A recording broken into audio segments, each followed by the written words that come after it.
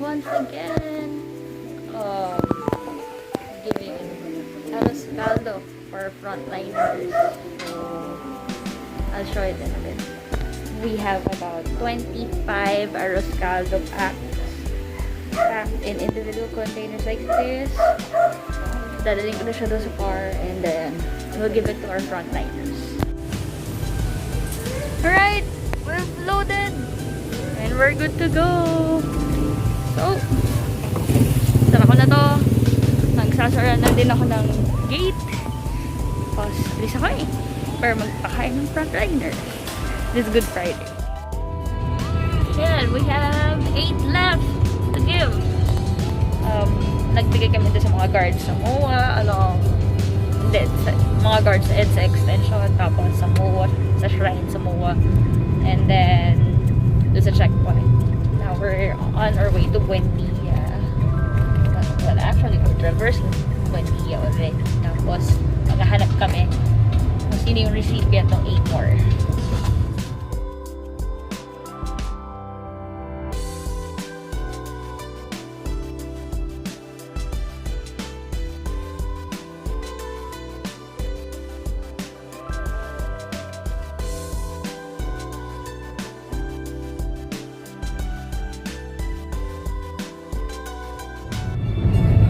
Yan. So, we're on our way back. Medyo may nakakatakot.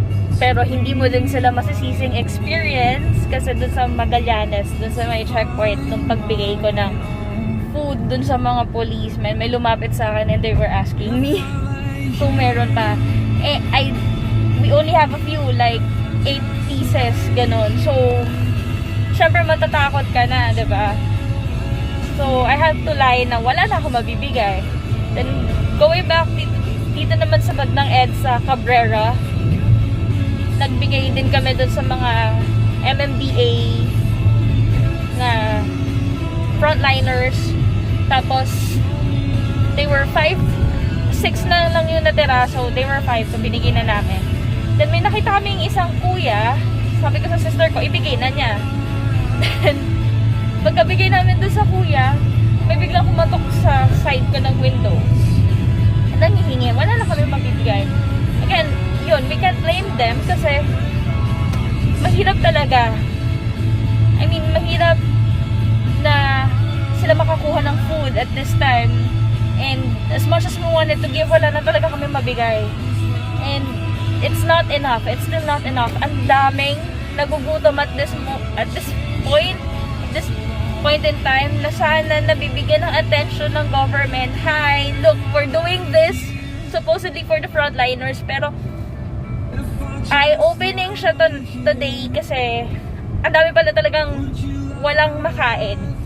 So don't take things for granted, lalo na ngayon. If you have food on your table, be very, very thankful kasi ang dami doon na talagang nagre-result na sa pamamalimos. So, yeah, we're on our way back home. Wala. At alas ako. Ang bigat sa puso na you wanted to share more pero wala ka na maibigay. And nakaka-heartbreak. Yun lang. Sige, later ulit. So, yeah, like what I said earlier, it's a very, very eye-opening Good Friday for me. Akala ko yung nakikita ko sa news were like so exaggerating. I thought at some point media might be exaggerating some news about people going out in the streets begging for money or begging for food. Pero totoo pala talaga. Because I've seen it firsthand today. And of all places, it's happening in one of 2 of the richest cities in the metro or in the country. Like, hi Makati, hi Pasay, what are you doing? What are you guys doing?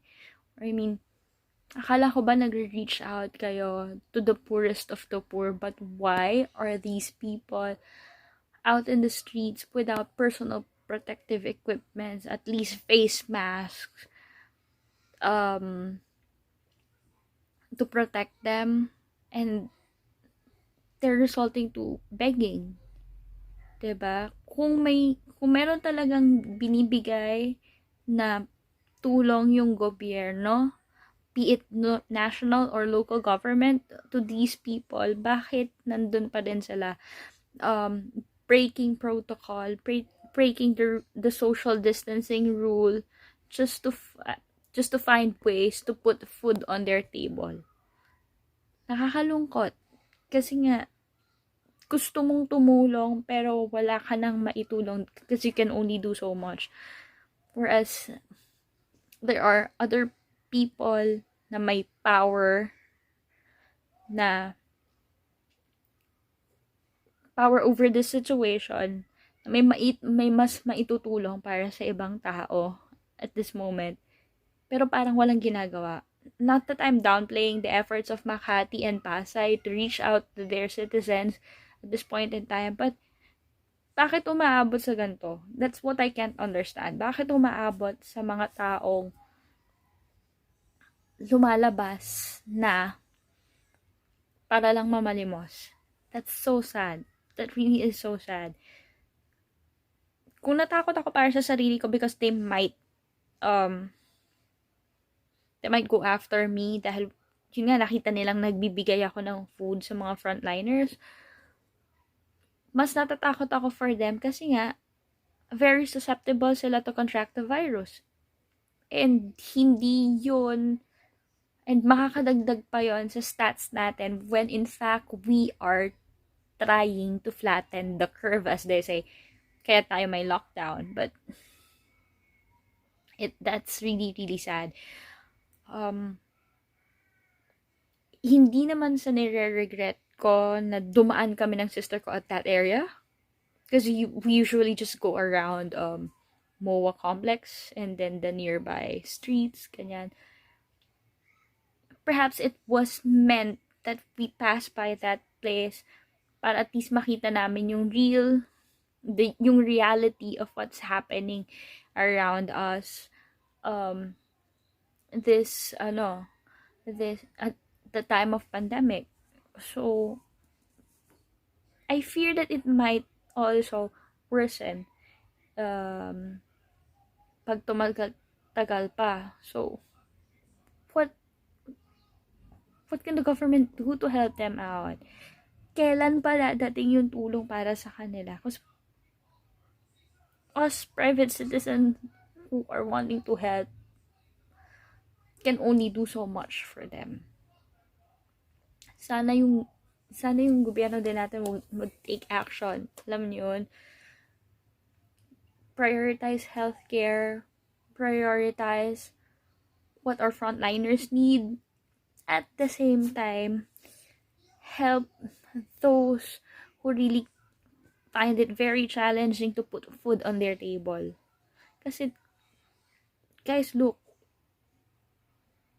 mapapaisip ka, itong lalapit na tao sa'yo na wala man lang at least face mask, begging for food, paano pag nagkaroon sila nung na-contract nila yung virus? Kung pagkain nga on their table, wala silang mailagay, paano pa nila ipapagamot yung sarili nila? Can you just imagine that? And what happens to them if they got COVID? Hahayaan nyo na lang ba silang mamatay? Come on, government, wake up. Don't turn your blind eye. Perhaps a high official would just try to walk the streets dun sa may under Magallanes overpass or Magallanes flyover. Makikita nyo yung tao na nandoon under the Magallanes flyover na trying to stop every car that passes by para lang manglimos. Walang essence of social distancing. Wala silang PPEs. Yeah, tignan niyo yung situation doon. It's very, very heartbreaking. So, sana may tumulong sa kanila. And sana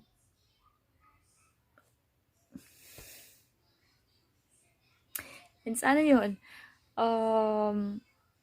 ano, matulungan sila.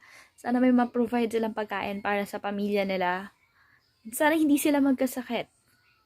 Because, I can only imagine how much challenging it is. All the more for them. Pag sila pa yung nagkasakit. Because, ang hirap pala talaga ng situation ngayon.